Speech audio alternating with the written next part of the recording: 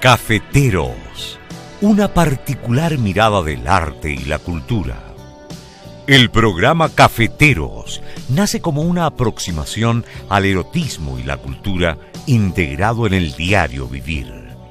Dejo con ustedes a los cafeteros. Buenas tardes.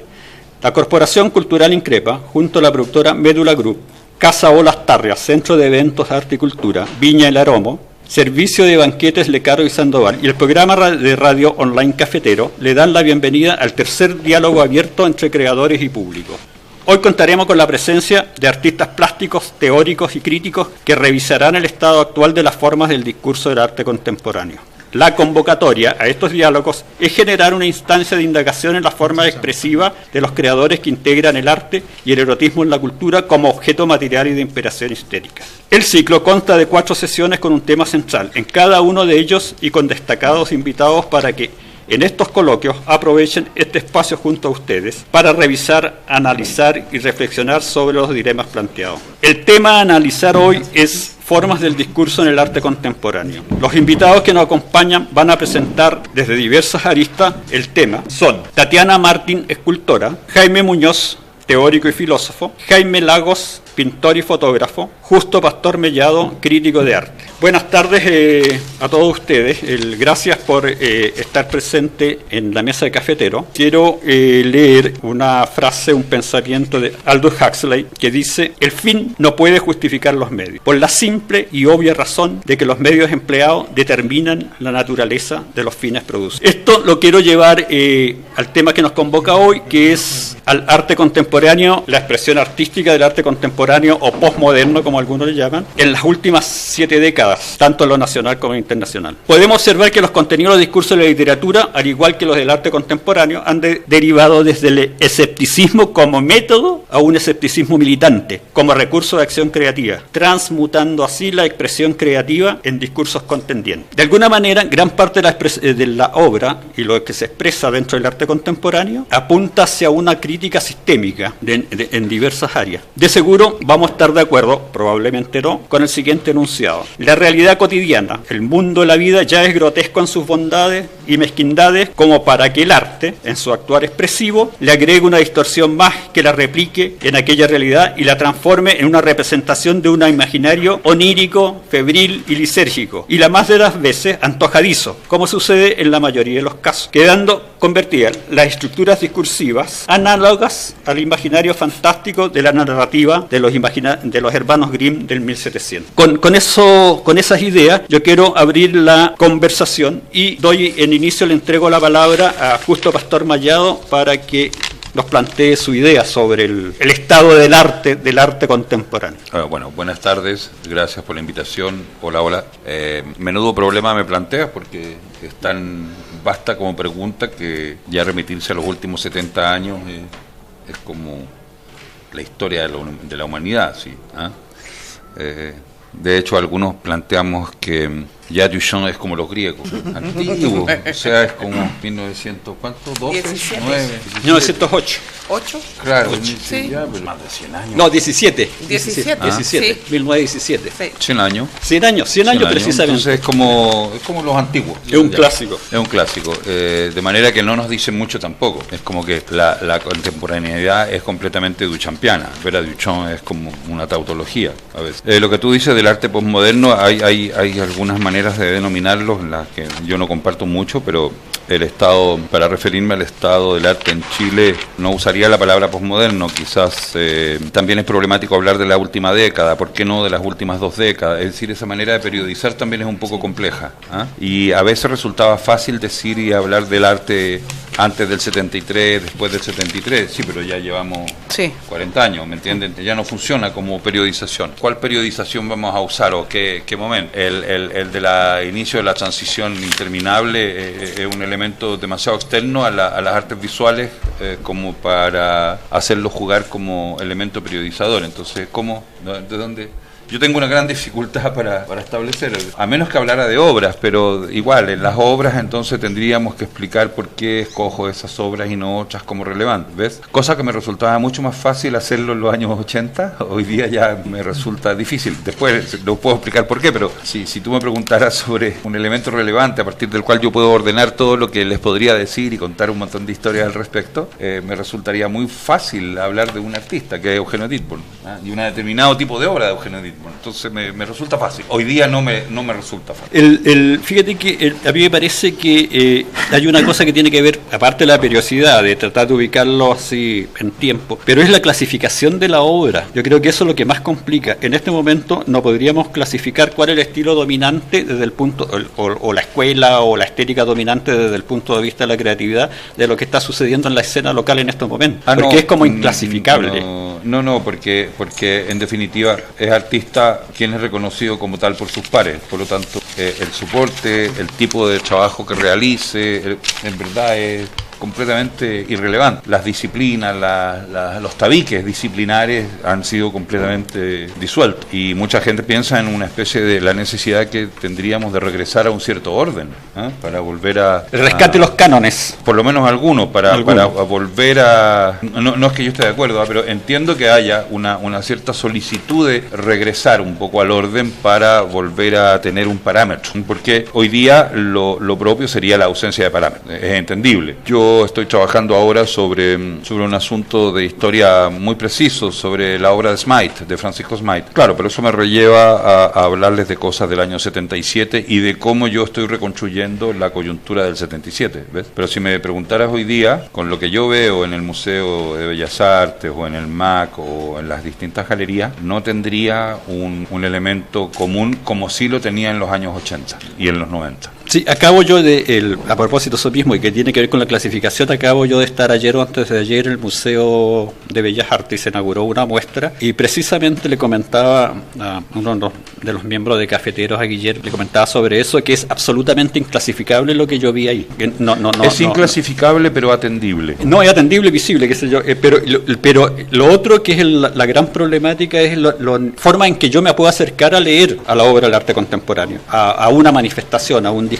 Yo creo que es una gran dificultad que se puede ir dando con respecto a la cercanía en el caso de un museo, con el público. El público que entra y ve eso necesita mucho más herramientas que lo que podía tener hace unos 20, 30 años atrás, a lo mejor, para leer una obra.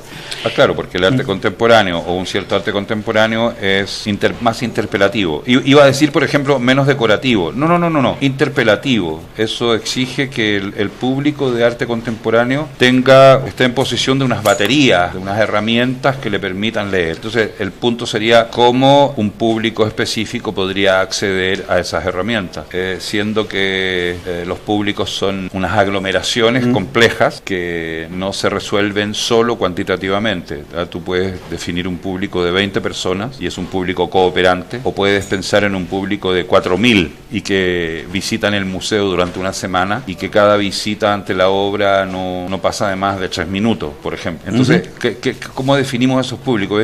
Lo que has abordado son varios problemas al mismo tiempo. Entonces, un problema tiene que ver con la sociología de la recepción de la obra, otra cosa tiene que ver con los problemas poéticos o estrictos de la producción de obra contemporánea. Otro problema tiene que ver con la formación de los públicos. Entonces hay países en donde los públicos están más formados que en otros, pero eso no resuelve tampoco el problema, ¿ves? Entonces cada trabajo, eso hace que el trabajo de los museos hoy día sea mucho más complejo, porque ya no se trata de educar, de organizar guías, sino que de montar lo que se llama proyectos de mediación. Y la mediación en los museos tiene que ver con la relación del museo con su entorno, y el entorno es concéntrico, el entorno es ya estratificado.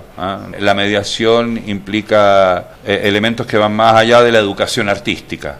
Tiene que ver el trabajo con las comunidades cercanas al museo, tiene que ver con los artistas entendidos como comunidad, tiene que ver con el espacio mismo del museo como un concepto. Es decir, que cada museo es una especie de acto de habla. ¿ah? Un acto de lenguaje, un acto de palabra, es un enunciado. Es parte de la obra, de alguna manera. No, determina el carácter de la obra en su visibilidad. ¿Ah? Un museo como el que tenemos nosotros acá, que es como francés, así bien, palais, petit palais, grand palais, qué sé yo, le impone un marco a cualquier cosa que tú vayas a colocar ahí. Sí. Que es distinto a si ese museo fuese cúbico, blanco y completamente neutro. ¿Ah? Es decir, está la cantidad de contaminaciones que tiene ese edificio, que las obras ya tienen que luchar por desmarcarse de esa contaminación propia del edificio, que por otro lado es una contaminación completamente cultural, que es la contaminación propia del edificio. Sí. Es un edificio francés, ciertamente. Y el problema es preguntarse hoy día si un edificio francés de 1910 es adecuado para acoger un museo de arte contemporáneo o un museo de bellas artes. Sí. ¿Y cuál es el rol hoy día de un museo de bellas artes en el 2014, 15? ¿Te fijas? O sea que en tu pregunta hay 40 preguntas. Trataremos de avanzar en algunas de ellas. Estamos diciendo que, ¿no es cierto?, actualmente la obra de arte ha perdido esa condición de arte utilitario que tenía en algún momento. Con Jaime Muñoz un par de veces hemos conversado en la idea de que el arte pasó desde la estética a la ética, a la acción artística, por eso hablamos de una estética y con una función muy distinta. Jaime, de lo que hemos ido ya planteando, ¿cuál es tu visión? Bueno, esa sonrisa... Parece que esto no tiene... Yo no me escucho, ¿no es cierto? No, ya. No te preocupes. Estaba pensando que yo me iba a escuchar, entonces me produjo confusión. Yo soy de la opinión, o tengo la convicción de que después de lo que fue la vanguardia en Chile, se acabaron las tendencias, se acabaron las corrientes. Además, este no es un fenómeno solamente chileno, es un fenómeno de que desaparecieron por completo en el espacio de las artes visuales, y yo diría en general las corrientes, que se abanderaban con una cierta visión de las cosas, con una cierta visión de la estética, con una cierta relación a la comunidad, con una cierta relación a la política. Entonces, en ese contexto, cada obra, cada artista y cada obra es en sí misma ya un proyecto que no se vincula con otro. No estamos frente a un espacio del arte que estaría en una cultura común, por así decir, sino que a un desmembramiento y a un descrédito mismo de los propios conceptos de cultura, los propios conceptos de comunidad, etcétera, etcétera. Entonces, yo creo que eso tiene que ver con eso, este fenómeno.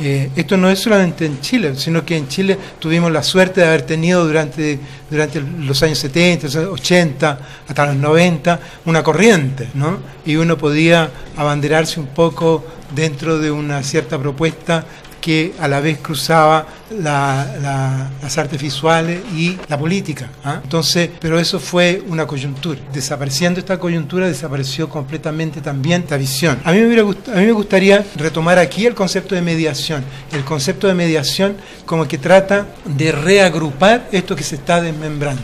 La mediación cultural es también un fenómeno que surge en Francia, tengo yo entendido, ¿no? Existieron tres propuestas, no sé si me voy a acordar de todo, pero la primera fue la animación cultural.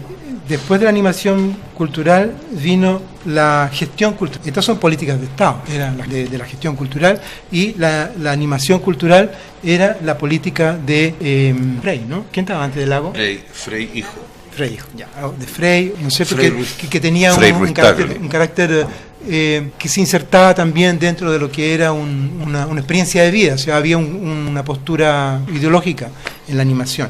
La animación consistía en que un artista enfrentaba a una comunidad y lograba transmitirle su quehacer. No era simplemente sus inquietudes, su visión de las cosas. Entonces se instalaban en poblaciones o en un conglomerado de edificios, etcétera, etcétera. O así, construían con niños una plaza de juego, etcétera, etcétera. Había una participación. Después vino esta cosa de la gestión, que era más bien un empresario que trataba de ubicar un proyecto en el espacio económico y en los espacios físicos donde se instalara. Y luego aparece este nuevo concepto de la mediación. Y la mediación, todos estos conceptos suponen el fracaso del otro. Y la mediación es un concepto que surge también frente al fracaso de estos otros dos proyectos y que involucra mucho más el Estado y que le entrega al Estado cierta responsabilidad en no que se desvincule, sino que pueda ser el lazo entre las políticas de Estado y sus receptores. Entonces, la mediación cultural, yo tengo resquemor de que eso nos lleva a nosotros a burocratizar aún más estos procesos que ya en Chile se dieron muy burocráticamente, porque finalmente todas estas fueron políticas de Estado. Gracias por haberte dado la oportunidad de hacer este comentario, que lo tenía como atravesado, porque en algún momento yo me quería poder decir esta barbaridad a la cual nosotros nos encontramos hoy. Hay seminarios sobre mediación. Este concepto ha sido realmente importado de la misma fuente donde uno tras otro fracasaron, que fue en Francia. Yo creo que hay que tomar un poco de distancia y reflexión, porque ninguno de ellos deja siempre de responder a la idea de ir a buscar financiamiento. Solo que aquí el Estado siempre tiene la preocupación que este financiamiento lo hagan los privados, lo hagan otros. Entonces va a entregar más herramientas para tener un mayor soporte en su función de acoger, y en su función de acoger se acabará el tema de la legitimidad. Por lo tanto, predispondrá mejor a recuperar, a tener recursos, etcétera, etcétera. Pero son políticas que no responden verdaderamente a lo que ocurre en los procesos creativos, por así decir, ¿eh? No responden más bien a problemas de gestión, a problemas de cómo el Estado se enfrenta a las artes, cómo se enfrenta al quehacer cultural, etcétera, etcétera. Bueno, aquí hay una idea que la vamos a discutir más adelante, es precisamente la participación o la cercanía del Estado a los procesos creativos.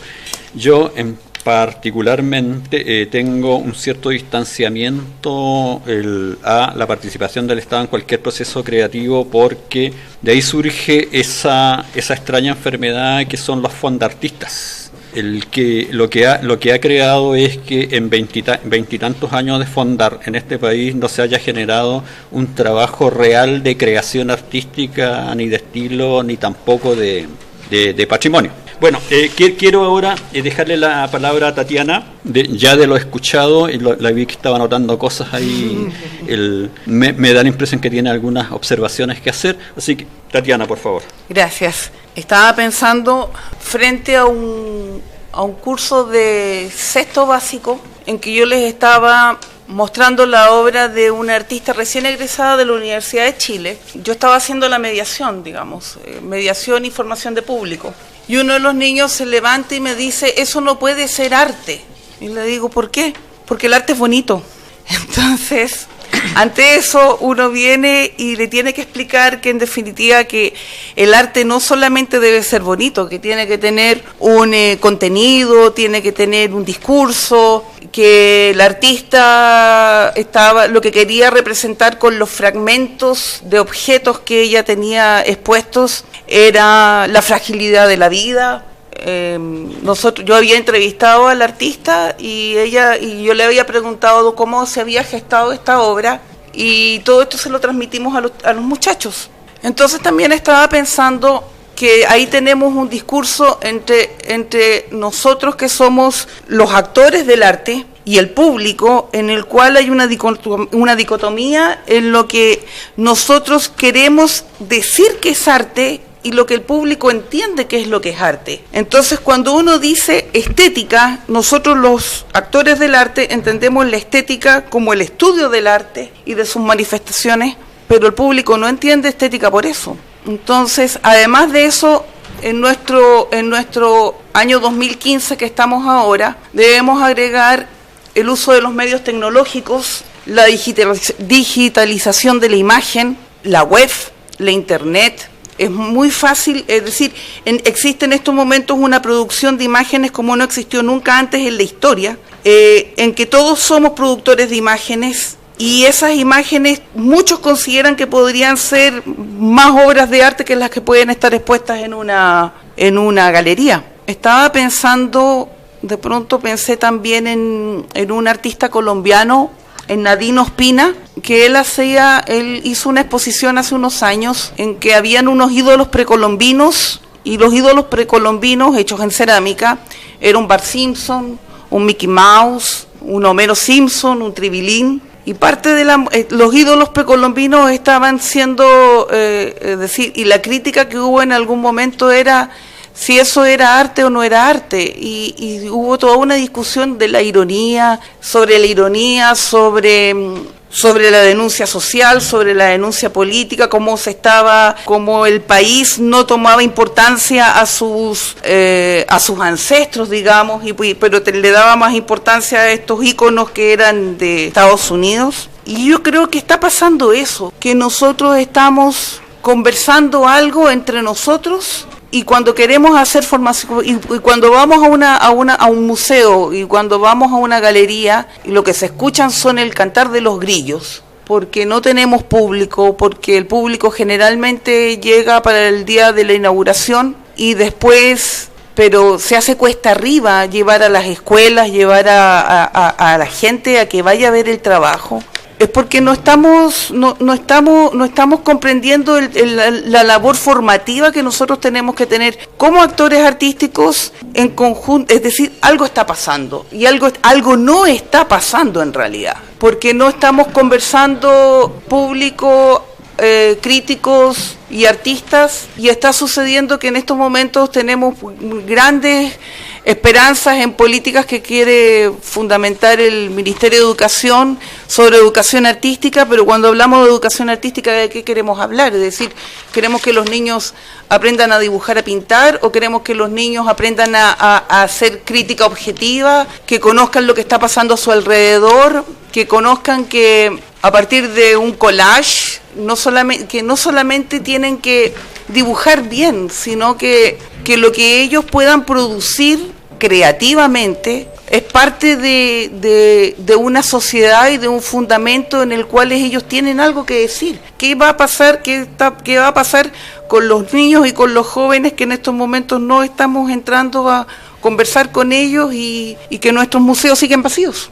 Mira, de lo que dice, a mí me surge una interrogante que yo la aplico al arte contemporáneo o al arte postmoderno global. Me da la impresión que el arte contemporáneo peca de solipsismo y comodidad. Es fácil hacer arte ahora. Por lo que yo veo, yo voy y recojo una experiencia que no tuve no hace mucho. Fuimos recogiendo elementos que encontrábamos en el camino con mi hermano en un trayecto largo, y eso terminó siendo una instalación en el Museo de Arte Contemporáneo, con las piezas que recogimos en el camino. Estaban botando la basura. ¿Reciclaje? Es que no era reciclaje. Ajá. O sea, al final recogimos cosas. Entonces, a mí me parece que pasa a ser cómodo en ese sentido, que yo puedo transformar un montón de cosas en elementos en arte, porque lo descontextualizo, lo pongo en un espacio, en una galería, y pasa a ser arte. Puede pasar también con una serie de otras figuritas que yo puedo armar. Recuerdo una broma que hice para la Feria Chaco de hace un par de años atrás, que lo mejor que había en la Feria Chaco era la bolsa de basura donde estaban todas las copas desechables de champaña, y que quedó justo puesta debajo de una luz, pero a mí me pareció que era bastante decidor esa.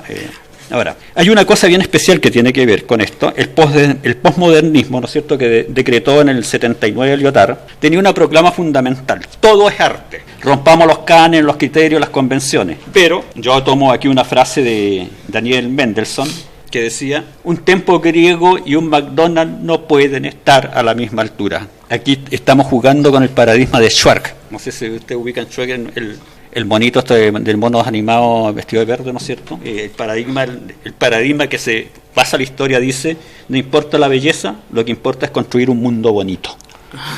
Entonces, a mí me parece que esos son los parámetros que están moviendo de alguna manera el arte actual. Jaime, te dejo la palabra. Buenas tardes. Difícil el tema, y yo veo como la única manera un poco de afrontarlo yo es de lo vivencial, más que realmente lo teórico. Uno como creador, y voy a dejar de lado la palabra artista porque es como una palabra grande, uno como creador trabaja principalmente encerrado al menos yo que soy pintor, trabajo encerrado en mi taller con mi tela y los grandes problemas y los grandes paradigmas que uno se plantea son frente a esa tela blanca y con las pinturas y cómo lograr algo que uno se sienta contento al final. Pero llega el momento en que uno abre la puerta y se tiene que encontrar con el mundo, porque una obra encerrada en el taller no sirve. La obra en el fondo, si uno crea, es para que el mundo lo vea. Y pasa que uno al abrir esa puerta y enfrentarse ante el mundo contemporáneo, se encuentra con este mundo del arte que yo veo que está manejado por tres espíritus súper fuertes. Por el espíritu social, por el espíritu económico. El social es que, en el fondo, es que si tú perteneces o tú estás en ciertas realidades sociales, esto es arte, esto no es arte. Lo económico dice, oye, esto se está vendiendo bien, así que esto es arte, esto se vende mal, así que esto no es arte. También bueno, está el mundo también de las escuelas. O sea, si tú eres artista titulado, inmediatamente generas arte. Si tú eres un autodidacta, lo tuyo siempre tiene complicaciones con el arte. Entonces uno se topa con eso y estos espíritus de la sociedad, por lo general yo he visto que generan en la gente muchas ideas predispuestas sobre el arte. Y eso hace que sea súper complicado comunicarse con la gente porque ya vienen con su idea. Como lo que explicaba aquí, que este niño dijo, oye, pero esto no es arte porque esto no es bonito. O sea, ¿cómo le explica a ese niño que el concepto de bonito es una construcción social momentánea, cultural? Y que no es que el artista haya querido hacer algo no bonito, sino que el artista se expresó de su manera y eso es su expresión. Entonces a mí me pasa de repente cuando yo creo cosas, de repente me dicen, oye, pero esto no debería ser así. Y uno tratar de explicar, es que esto tiene que ser así porque esto es algo que yo creé, es súper complicado. Entonces los lugares públicos donde en este momento se está mostrando, se está expresando el arte, están muy, yo los veo muy manejados por esta ignorancia cultural en general, donde la gente no entiende la libertad que se puede tomar al mirar arte, y los lugares no entienden tampoco esa libertad que deberían darse para mostrar arte. Entonces se convierte todo lo que es el mundo del arte fuera del taller en algo súper institucional y súper ya cuadrado, donde es súper complicado lograr nuevas expresiones, porque justamente la gente lo trata de encasillar en ciertas tendencias, o si no está claramente en una tendencia, que puede ser la tendencia económica, la tendencia social o la tendencia política también, porque así como dicen, para poder participar en el Fondar o para poder optar a cierto espacio también tienes que tener cierta postura política, que no quiere decir que estés participando en un partido, pero tenés que ideológicamente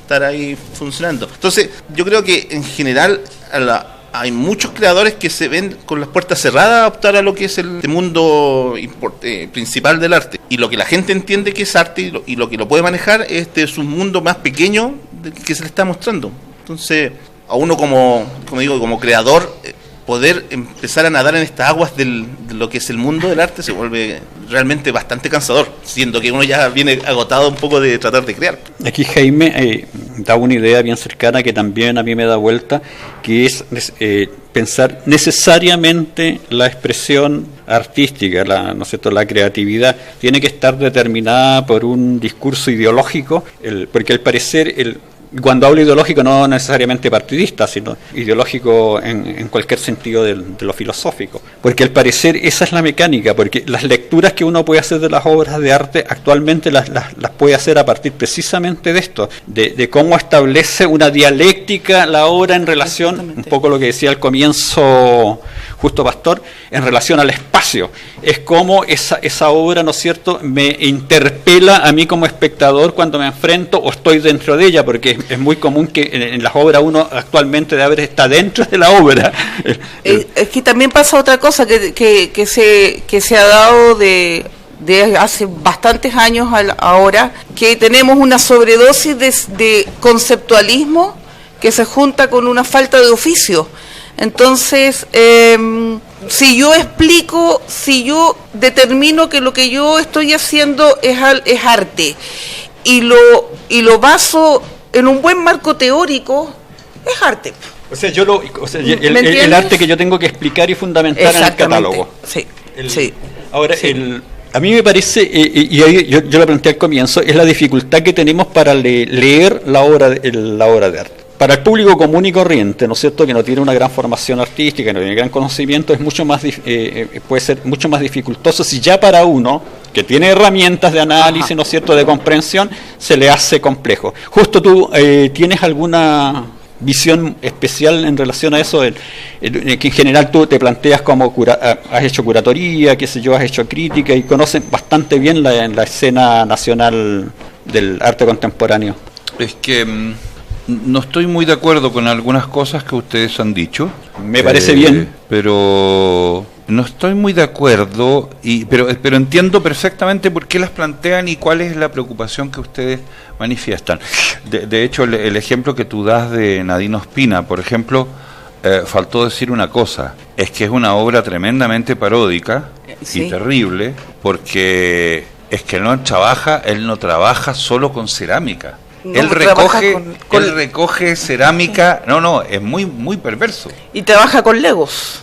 Claro, pero él recoge cerámicas de restos precolombinos, con los cuales ya no se puede reconstruir nada. Entonces, y las machaca. Por lo tanto, con una resina especial fabrica el Simpson, el Homero, y cuando eso pasa por la prueba de carbono 14, esa pieza tiene... Es precolombina. 600 años. ¿Por qué? Entonces, la perversidad del tipo está ahí, de trabajar con ese criterio de decir, no solamente, imagínate, hago con los residuos de una cerámica precolombina real la imagen de un nuevo ídolo. Entonces, doblemente, bueno, el arte contemporáneo en ese sentido trabaja sobre eso, sobre una especie de sobrecarga de la crisis, de sí mismo, de su propia representación. Entonces, claro, ahí un pintor no tiene mucho que hacer. No quiere decir que tenga que tener un marco teórico, sino que son dos cosas que circulan y ese es un efecto del campo. Miren, yo trabajé les pongo el caso de Valparaíso. Trabajo en Valparaíso en muchas cosas y ahí la diferencia es tal cual como ustedes la están señalando. Mira, hay... Por un lado, yo de pura maldad dije, mira, aquí vamos a dividir entre artistas visuales y artistas plásticos, porque los artistas visuales son 6, entonces yo los voy a definir. Son los 6 que mandan al fondar. Sí. Son artistas visuales. Sí, claro. Sí, así es. Y los artistas plásticos, son los 200 pintores que hay en Valparaíso. Entonces, de esos 200 pintores, tú puedes decir, mira, hay algunos buenos, otros más o menos, otros más o menos buenos, otros buenos, en fin, podemos los 8 establecer, hay algunos medio decimonónicos, hay otros que son pintura geométrica, otros que son, o sea, tienes todas las tendencias posibles, pero lo graciosamente fatal es que estos 200, y hay como 200, y más, sí, no inciden en las artes visuales del país, por lo tanto quedan completamente al margen, no saben cómo postular al fondar, no les interesa ir al fondar, porque el fondar te instala un formulario que no calza con las aspiraciones que ellos tienen. Entonces, si tú quieres hacer una exposición de pintura, imagínate, además tienes que hacer los tres maravillosos párrafos: fundamento, objetivo, descripción. Si yo quiero pintar, no tenéis que tener no funciona. En cambio, el artista visual tiene un propósito, sabe cómo responder, sabe que, en fin. Entonces, en Valparaíso hay 6 artistas visuales que se ganan todos los fondar. Y los otros que no participan en fondar, o si participan no los van a ganar nunca, pero que son 200 artistas plásticos que se dividen entre escultores, pintores, llamémosle que eso sería como el arte tradicional, clásico, dividido en categorías, disciplinas. Entonces, claro, yo decía, yo no puedo hacer mi trabajo haciendo caso omiso de la existencia de estos 200. No se puede. Sobre todo que yo dirigía un centro. Entonces decía, ¿y con quién voy a trabajar? Obviamente que me resultaba mucho más atractivo trabajar con los 200, porque lo que más me tenía que enfrentar era con un rencor por la discriminación que sufrían. Entonces, una vez tematizado, problematizado el asunto del rencor, podíamos empezar a conversar y terminamos haciendo pintura y cuestiones. Pero es efectivo, o sea, la pintura en este marco no tiene ni un lugar, no cabe. Y más aún si es pintura de porteña, de los cuales solo unos 4 o 5 de esos se destacan, sí, con bastante mérito. Sí. Por ejemplo, no voy a entrar en el desmérito del asunto, sino que ¿Ven ustedes? Entonces tenemos ese problema. Es verdad, es verdad. Yo trabajo más bien en el terreno del arte contemporáneo, pero no puedo desestimar la existencia de lo otro. Entonces, lo otro también es contemporáneo, pero es contemporáneo de lo no contemporáneo. Pero no es conceptual. Pero no importa. Es que ahí ustedes no pueden caer en una especie de rencor por el conceptualismo. No. Ni nada. Es que no es ni conceptual, sí tampoco. Muchas veces es frescura simplemente. Los momentos para la pintura son difíciles, más difíciles que las artes visuales, ¿ves? Y las artes visuales hoy día los soportes mayoritarios son las nuevas tecnologías. Exactamente. Y las instalaciones, no la pintura. Entonces, claro, en el terreno de la pintura yo lo veo tremendamente complejo y no tiene circulación. Sin embargo, Valparaíso, como es tan raro en el sentido que funciona muy endogámicamente de repente, los 200 pintores, ¿qué es lo que hacen? Viven una vida de 200. Entonces es una sociedad secreta, relativamente abierta, que se mantiene y se reproduce a sí misma, como podría haber otra sociedad secreta en Santiago, otra sociedad. Entonces los pintores se reúnen y se autorreproducen, y los escultores más o menos, porque ya, en fin, cada vez están siendo más marginados, efectivamente, de un montón de cosas, y yo lo veo muy problemático, porque a mí hay pintura del siglo XIX que me encanta. A mí hay pintura de los años 30 que me encanta, claro, pero el problema que se plantea es que en el 2016 tú ves gente pintando como en los años 30. Claro. Entonces, chuta, no, ya, en fin. Pero existe, porque entonces, ¿cómo tú haces que en un país subsistan los artistas visuales con los artistas plásticos? ¿Ves? Claro, claro. Ya, eso por un lado. Es un tema, ya. Pero por otro lado, cuando hablaba Jaime Muñoz de la mediación y de una magnífica etapización de la animación cultural, la gestión, la mediación, claro, es fatal, y todo obedece un poco al fracaso de la tentativa anterior. Entonces, ¿qué es lo que nos queda? Quizás esa sería la pregunta que yo les haría a ustedes. ¿Qué hacer? Porque, ¿no? Me parece que precisamente la idea es ver ¿qué hacemos? ¿Para dónde vamos? ¿Cómo logramos eso? Yo quería agregar otra idea más antes. Yo estoy de acuerdo en gran parte de tu análisis que hace con respecto a la diferencia entre artistas visuales y artistas plásticos. A mí me parece que hay una cosa que es muy propia de los artistas visuales. Yo digo, la obra del artista visual como que deambula entre el imbunche y el esperpento. El esperpento en el sentido valle-inclaniano. Son esperpénticas. Sí, pero no importa. Es que el artista visual también puede ser, se te escapa del terreno de las artes visuales, de las artes plásticas, obviamente, pero tú puedes encontrar un cineasta, un músico, sí. En fin. O sea, hoy día, ¿cómo tú justificarías la producción de arte sonoro dentro del espacio de las artes visuales? ¿Cómo? Entonces, la cuestión esperpéntica no tendría mayor importancia, porque si no, ahí tú buscarías en el fondo desarrollar un ideal de belleza. No importa. Es que yo tomo eso a partir precisamente de a la observación que hacía Tatiana, del que hace el público común y corriente. Para ello la concepción de arte es de lo bonito. Entonces, yo planteo lo esperpéntico tiene por naturaleza, ¿no es cierto?, una representación, ¿cómo se llama?, grotesca de la realidad.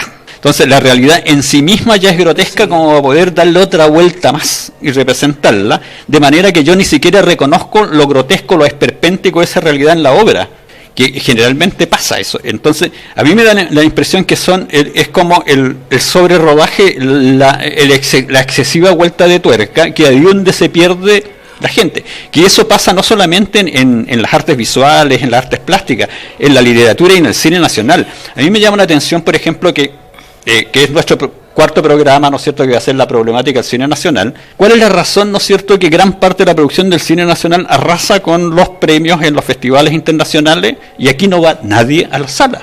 O sea, mientras más premios tiene una obra fuera por el jurado, menos público tiene en la sala. Entonces, pasa incluso con la literatura. Hay una cantidad de literatura que funciona muy bien a nivel de producción independiente, que vende bastante, pero que no pasa más allá del conocimiento de la gente. Y pasa también una cantidad de grupos musicales indie, ¿no es cierto?, que funcionan bien, venden sus discos, qué sé yo, pero cuando hacen un recital nadie va. Y con las artes visuales está pasando algo parecido.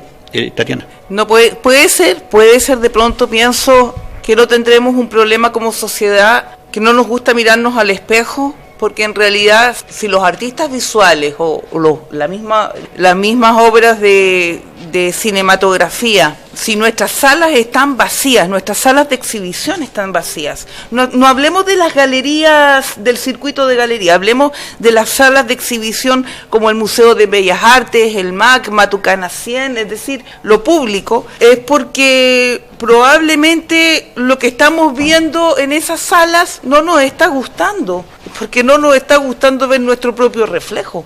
Puede ser. ¿Tú qué piensas, Jaime? Jaime. Sorry, pero... Estaba meditando ahí. Sí, estaba meditando. Mira, yo tengo la impresión de que son falsos debates, que la cosa no va por ahí. Y este falso debate es propio de acá y muestra más bien una cierta incomprensión del lugar del arte en la sociedad o en la comunidad actual, que no es el mismo que había en el siglo XIX y en el siglo XVIII, etc. Ha cambiado todo eso profundamente. Y ha cambiado eso no de ahora, sino que ya de un tiempo a esta parte. ¿Por qué Boyce dijo todo hombre un artista? Hay una convocatoria ahí, ya, adentro, de que el arte hay que entenderlo de una manera diferente, incluso a lo mejor hasta la palabra no logra captar todo lo que esto involucra.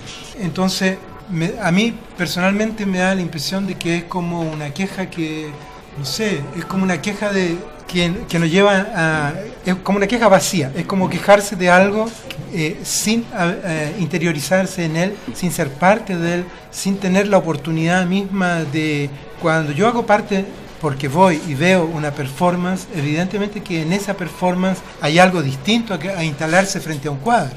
Uno tiene una interpelación de otro orden, y esa interpelación hace también que hay un espectador distinto. No solo hay un artista distinto, una nueva manera de enfrentar las cosas, sino que también va cambiando el camino. Yo no sé por qué habría tanta resistencia. Las resistencias para mí son más bien de orden burocrático, o sea, hay una cierta política de Estado de qué es lo que tiene que ser el arte, así como hay una cierta política de Estado de qué es lo que tiene que ser una mina de cobre, y de hecho el formulario del Fondar es exactamente el formulario para hacer una mina de cobre, donde están todos los mismos, fue sacado por la Corfo, fue traído de la Corfo a las artes visuales por un señor que tiene nombre y apellido, que ahora no me puedo acordar por estos problemas de la memoria. Ese que te dije recién. Ya. Sí. Y eso entrampó todo. Ya, pero ahí tú... Desde el punto de vista de la política del Estado. Ya, pero desde el punto de vista de la política del arte, por ejemplo, ahí nos dejas en un muy mal pie, pues, Jaime, porque en el fondo siempre discutimos cosas como que siempre estamos en falsos debates. Este sería uno más. No nos puedes aquí venir a esta hora de la tarde a decir que estamos en un falso debate, si eso ya lo sabemos. El problema es que hacemos para que se haga verdadero. No, es que el problema es si lo cambiamos por otro falso, por otro falso menos falso, por un falso más verdadero, o por, en fin, pero tampoco lo quiero poner aquí en términos de verdad o falsedad, pero la verdad es que verdaderamente falso. Claro, verdaderamente falso, porque el esperpento es un poco el reflejo de eso, de la sociedad. Cuando tú hablabas de Boyce, claro, se rompe el límite entre instituciones, se rompen los límites. O sea que la verdad es que aquel arte del que tú estás hablando, en verdad no corresponde a la idea que tú tienes. Efectivamente, no corresponde a eso. Como tampoco corresponde a la idea que tú tienes, la idea de ese espectador un poco ingenuo, del cual tú dices, mira. Entonces, en el fondo hay distintas... Yo me pregunto, ¿qué cosa puedes hacer tú frente a ese espectador? ¿Qué cosa puedo hacer yo frente a ti como espectadora y como público y como interpeladora aquí en esta conversación? En fin, siempre va a haber una situación de comunicación. Sí, de comunicación. Perdón, yo creo que tú estás en una posición que realmente es muy crítica a la posición y crítica a tú misma, porque tú tienes todas las oportunidades de entregarle las herramientas a tus alumnos y no lo haces. No, si lo hago, pues, pero si lo hago, lo hago. Acá no lo haces. Si lo hago. Alimentas la frustración, que que es lo que... No creo que me malentendiste, todo lo contrario, es decir, yo justamente hago el acercamiento a lo que los niños consideran que no entienden por qué eso es arte, y yo les explico por qué sí es la arte. respuesta de tu acción al respecto. Por lo tanto, claro, la dimos por supuesta. Claro. Tú no fuiste explícita de cómo no le fui contestaste a ese niño. Ajá, ya. ¿Ves? No, yo le expliqué Claro, pero eso, sí le explico. Efectivamente, sí le explico. no, porque Entonces tú estás alimentando el vacío. No, como imagínate que les doy de ejemplo la silla de Humberto Nilo, es decir, y les cuento toda la historia de cuando la secuestraron y después la encontraron en el Mapocho y todo lo que sucedió alrededor de eso. Sí, fue Paulsen, sí, pues.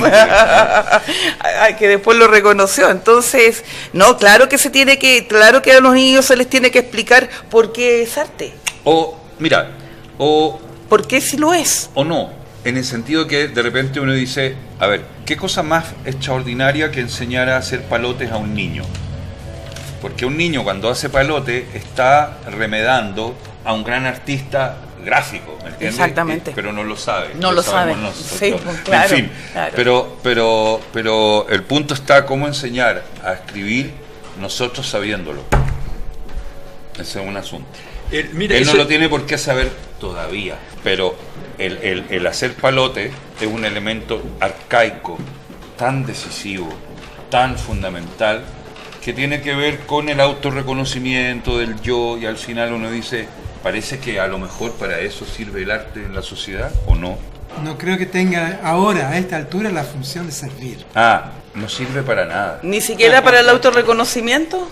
Es que eso tiene que ver con las políticas de vanidad, y a veces uno necesita otros medios para... Es que si nosotros planteamos el horizonte del servir, evidentemente que no nos hemos despegado del arte y política. Pero mira, yo hago unas clases, yo hago unas clases de filosofía situada y tengo un programa, y el programa me lo hacen otras personas, mi jefe en el departamento, y muy gracioso porque el tipo me formó unas preguntas, tengo que hacer unas pruebas, en donde las preguntas son así: ¿acaso el arte tiene utilidad? ¿Me entiendes? Entonces, en el fondo es siempre plantear una problemática.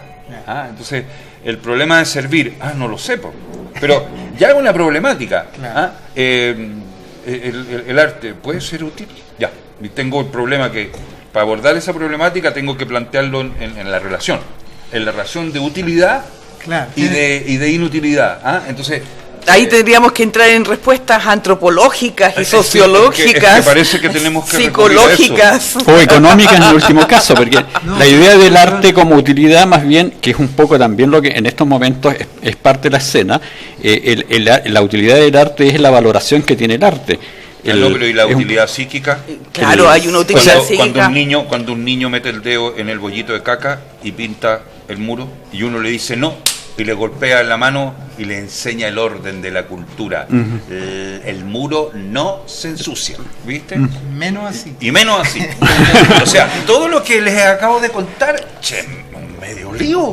Bueno, entonces, el que puso... Mira, es que hay el tema que tú hablas de la utilidad, no utilidad. Pero ¿por qué el tema de la utilidad? Porque ¿cuál es el concepto de utilidad que nosotros manejamos? Probablemente cada cual tiene el suyo también. No todos tienen la misma idea de que esto me es útil, esto no me es útil. Igual qué sé yo. Entonces es una visión absolutamente, por un lado, extremadamente individualista, qué es lo que es útil, porque qué es lo útil, y le negamos al arte esa posibilidad de ser único y no vincularse con otras cosas y no corresponder a ningún tipo de relación más que en sí mismo. Algo es en sí mismo, algo puede ser en sí mismo. Entonces ahí hay una contradicción ya de partida, que sería bueno que yo me dirijo a ti porque tú tienes el contacto con los niños y me interesa esa entrada pedagógica con una mirada distinta. Sí, igual dentro de discusión yo veo que, pensando nuevamente como creadores, que se generan dos mundos bien separados. En fondo, si uno... Me pasa que yo cuando converso con mis colegas, posiblemente todos los días les pregunto ¿y cómo está el arte? Y uno se refiere a lo que está creando, uno lo que está haciendo. Y en eso, por lo general, hay problemas técnicos, hay problemas de inspiración, hay un montón de cosas, pero en ese mundo el arte o las obras se siguen creando y se están haciendo. que quizás de una manera mucho más independiente, quizás hace 100 años atrás, donde los artistas pertenecían a escuelas, pertenecían a movimientos, tenían mecenas, tenían mejor políticas de Estado que funcionaban al haber un rey, habían políticas de Estado que eran mucho más pragmáticas y funcionaban dentro de toda esa clase social que eran los artistas. Con el tiempo esa clase social se acabó y generalmente ahora solamente hay gente haciendo obras. Entonces la problemática del arte contemporáneo para el artista yo creo que existen en cosas prácticas, porque muchos incluso son independientes, como pasa a mí que yo tengo otro trabajo, yo gano el dinero con que compro mi pan, lo hago con otra cosa y aboco todo mi tiempo libre a crear. Entonces la problemática del arte contemporáneo para mí es el día a día, pero existe este otro mundo, el mundo exterior, donde la problemática del arte contemporáneo es mucho más complejo, que va por lo político, por lo económico, como hemos ido hablando. Entonces el gran problema que veo acá es que esos otro mundo están desapegados, no hay nada que los comunique, y justamente los niños que a lo mejor están en el mundo social y acá no tienen una vía de comunicación con la otra gente que está al otro lado creando, y no hay manera de que los entienda de buena primera, ni cuando crezcan puedan ser capaces de apreciar que un tipo a lo mejor pintó una mancha azul, que a lo mejor a mí no me gusta, pero pintó una mancha azul sobre un cuadro blanco y eso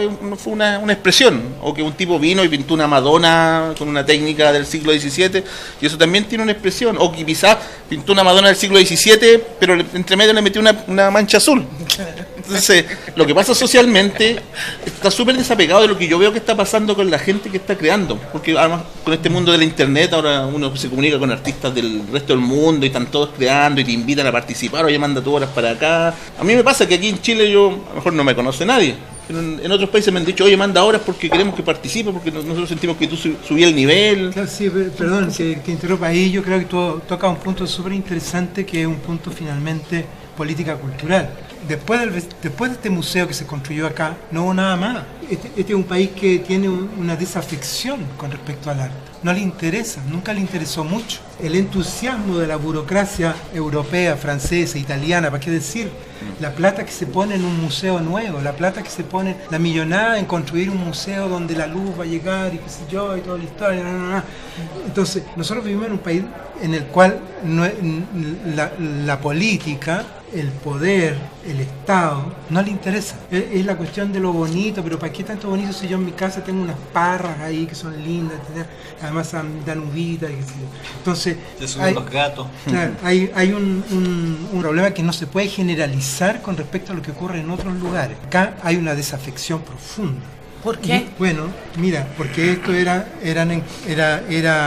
no éramos un virreinato. No, pues éramos una capitanía. Era una capitanía. Ajá. Ya. Y estos capitanes, ¿qué es lo que eran? Eran unos milicos, ¿no? Los milicos de la época. Los milicos a veces se interesaban en otras cosas y descubrieron que podían hacer negocios. Entonces, podían hacer negocios. ¿Y en qué consistían los negocios? Bueno, en que los indios sacaran el oro y ellos pudieran comerciar otras cuestiones y llenarse de plata haciendo otras cosas. Es decir, ya era la corrupción. Es un sistema corrupto desde la colonia. La colonia era ya corrupta. Nosotros vivimos en un país profundamente corrupto, donde si te van a apoyar el arte es para dejar callado a un lado. No les interesa en el fondo mayormente. O sea, no tenemos un Estado con una cultura que se interese en el desarrollo global de la sociedad. Pero ese análisis que haces tú, Jaime, es muy similar a lo que sucede en toda Latinoamérica. Y yo creo que de alguna manera la mayoría de los museos de capitales latinoamericanos es distinto. Donde hubo virreinato y donde hubo imperio es distinto. No, digo, a partir de lo mismo de Buenos Aires. La mayoría de los museos que se han construido, que el grande se construyeron como a comienzos del siglo pasado, y el resto es toda actividad, digamos, independiente particular, la generación de galerías y eso. Ahora, el reclamo general de los contenidos y qué sé yo, también, por lo menos de lo que yo conozco de Latinoamérica, es más o menos similar a las discusiones que tenemos acá. Un colega, amigo que Tatiana también conoce, que es Fernando Ginar, hace las mismas, reclama con las mismas cosas que estamos reclamando acá en Colombia. Pero sí, pero hay un pie distinto, sí. Sí. Y Es decir, también hay un reclamo desde los artistas, por ejemplo, que de los artistas que yo conozco en el extranjero, que son los colombianos, sí hay un reclamo y en una mesa como esta podrían a lo mejor estar diciendo cosas muy parecidas, pero cuando tú vas a los museos están llenos. Cuando vas a las bibliotecas, las bibliotecas están llenas. Entonces, la discusión, claro que tienen una discusión que también están con qué es lo que está pasando con el arte posmoderno y la diferencia entre artistas visuales y artistas plásticos, pero la forma en que se enfrenta como sociedad el arte es diferente. Sí. Había una pregunta, alguien quería hacer una pregunta desde el público, por favor. Quería hacer una pregunta, bueno, no sé, general. ¿Qué pasa con el arte a partir en Chile? El arte a partir de la década del 80. Yo me acuerdo haber tomado un curso, me acuerdo hace 20 años atrás con un pastor Mellado y con Gaspar Galás, en la Católica. No te puedo creer. Contraversiones de la plástica chilena, donde peleaban durante toda la clase y nunca se pusieron de acuerdo con nada y me parecía fantástico. ¿Qué pasa en la época? ¿Qué pasa desde esa época hasta ahora? Siento que ya las tendencias se han ido perdiendo y como que la gente tiene pocas cosas que decir. Había una crítica social, ¿cierto? Había una crítica de país. Y ya, ¿qué está ocurriendo con la plástica actualmente? Estamos muy narcisistas, estamos muy mirándonos demasiado hacia adentro y cada uno quiere pintar o esculpir lo que cada uno siente y demostrar lo que cada uno es. Es algo demasiado intimista. ¿Qué ha pasado con eso, con esa crítica social, con esa crítica de país que existía, por lo menos en la plástica chilena hasta el año 80, principios del 90? Ah, no, pero lo que pasa es que, mira, así como yo comparto lo que dice Jaime, efectivamente, una capitanía general, pero lo grave es lo siguiente. ¿Sabes cuál es el problema del arte chileno? Ubica esa pregunta. Yo les voy a decir, ¿saben cuál es el problema del arte chileno? Yo se lo voy a decir. Es que es un país de mamones, que vive pidiendo permiso. Entonces es un arte que pide permiso para hacer infracciones. O sea, ustedes, por ejemplo... Y financiamiento del Estado. No, piden para hacer infracciones legalizadas. Entonces ya uno dice, ¿pero cómo? Si sos infractor. O sea, no hay vanguardia en Chile, porque la vanguardia lo primero que hace es pedir permiso a alguien. Entonces, pedir permiso formal. Todas las nuevas generaciones le piden permiso a los viejos artistas totémicos que dominan el arte contemporáneo. Ya. Bueno, con eso no llegamos a ninguna parte, efectivamente. Entonces, la situación está peor, porque después de tener una década de autoritarismo, lo que vino después fue un autoritarismo compartido, ¿ya? O sea, toda la era concertacionista y la nueva mayoría ahora, en el sentido de que el gobierno de Piñera fue un cuarto gobierno de la concertación, del Estado concertacionado, en el fondo lo que ha ocurrido ha sido una disolución del enemigo. Antes era muy fácil. Después eso tuvo una rentabilidad internacional. Pero como se acabó el enemigo, hoy día tienen que reinventarse y rearmar una lógica y ya no saben a quién pedirle permiso tampoco. Entonces hay una especie de fofidad, todo es fofo, todo se disolvió y no queda nada, o queda muy poco. O sea, yo te diría que de respecto del arte contemporáneo chileno, yo cada día me interesa menos. Por ejemplo, más me interesan, expresiones de gran contemporaneidad, pero que son no contemporáneas. ¿Me explico? Sí, por favor. Encuentro mucho más minimalista una sesión de canto a lo divino que ir a una exposición de arte minimalista. Porque encuentro en esa canto a lo divino ciertas manifestaciones de música serial y al mismo tiempo la estructura de cuestiones muy arcaicas, muy limpias, muy, entre comillas, primitivas, pero de una elaboración que no las hace primitivas. Y cuando los tipos trabajan y tocan con una guitarra traspuesta, realizan unas operaciones musicales de un formalismo extraordinario. Punto. Me quedo, entonces digo, prefiero eso a muchas obras de arte sonoro hipercontemporánea. ¿Ves? Una cosa así me está ocurriendo. Debe ser la vejez también. Sí, es posible.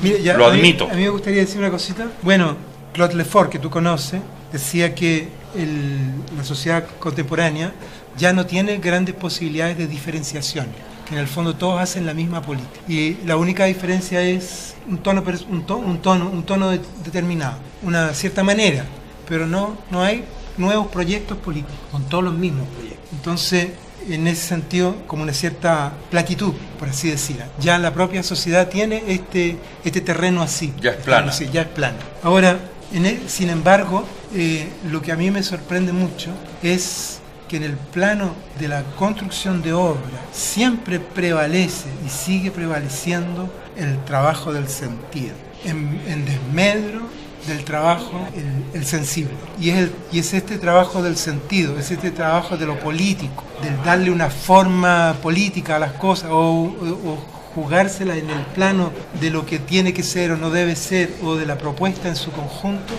domina todo lo que es el espacio de la sensibilidad, el espacio del sensible. Yo les quiero decir que al hablar de estos dos fenómenos, no quiero decir que estoy abriendo una puerta a la publicidad. No, la publicidad lo que hace es aplastar el sensible, apoderándose de sus recursos para instalar el sentido, que es el sentido de lo que hay que hacer, de lo que hay que actuar, etc. Entonces es más bien una agresión muy grande. Por eso es que es interesante la gente que trabaja en el plano de recuperar fórmulas de la publicidad. Es cierto que es un poquito banal, pero hay ahí una propuesta que podría ser interesante.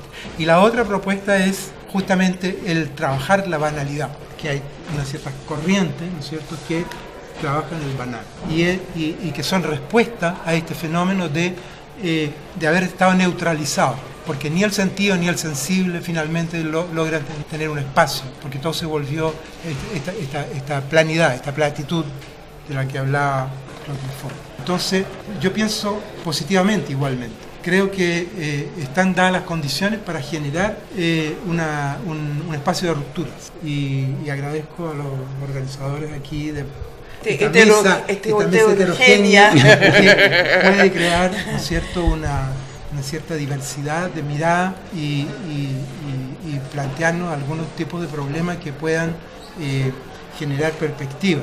Pienso que hay que volver al sensible. Si no hemos trabajado el sensible, todo nuestro esfuerzo político también será banal. Hay una coincidencia, el volver al sensible es una coincidencia por lo menos que tengo yo. Yo creo que eso es lo que falta en el arte actual, ¿no es cierto?, es reencontrarse con el sensible.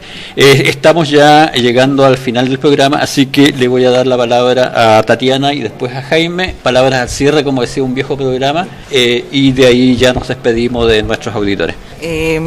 Muy agradecida por la invitación, gracias Justo, gracias Jaime, gracias Jaime. Ha sido un agrado estar acá. Jaime 2, Jaime al cuadrado, claro. Ideal que se sigan dando estas conversaciones con distintos actores del arte, porque todos aprendemos. Y creo que es importante estar en permanente aprendizaje para poder transmitir también. Y es un momento histórico en el cual necesitamos abrirnos. Así que estoy muy agradecida. Bueno, me quedo con la idea de Jaime, mi tocayo, sobre lo sensible. Yo creo que eso es súper importante, porque como decía, yo veo y conozco mucha gente que está haciendo cosas interesantes de manera independiente, de manera súper animada, y también veo que la sociedad de alguna manera está pasando de largo frente a toda esta creación que está ahí, y se está quedando a lo mejor con lo institucional, y hay mucho arte, muchos creadores que están quedando de lado, y para ellos quizá no es un tema de vida, porque ellos siguen creando y siguen haciendo. Pero la sociedad está pasando de largo y donde hay que sensibilizar, y también me quedo con lo que son los niños los que hay que educar, no sé si educar, pero que hay que tocarles la fibra con lo sensible y puedan entender que el arte no es lo bonito, ni lo feo, ni un concepto preconcebido, sino que es la creación de una persona como cualquiera, pero con un ánimo especial. Así que me quedo con lo de lo sensible. O sea, llegando al final, podemos decir que lo que sacamos en común es que el arte es la expresión del sensible que hay en cada sujeto, en cada creador. Bueno, agradecemos a Tatiana, a Jaime, a Justo Pastor y a Jaime su asistencia, y nos invitamos para la próxima sección donde conversaremos sobre cine y problemáticas del cine nacional que son muy similares a las que hoy hemos discutido. La Corporación Cultural Increpa, Medula Group, Casa Olas Tarrias, Centro de Exposiciones y Eventos Culturales, Viña El Aromo, Tradición Familiar en sus cepas, Lecario y Sandoval, Servicio de Banquetería para Eventos y el programa Cafetero le agradece su presencia y audiencias online. Hasta la próxima. Las opiniones vertidas en el programa son de exclusiva responsabilidad de quien las emite, y ellas son una posibilidad más entre muchas otras.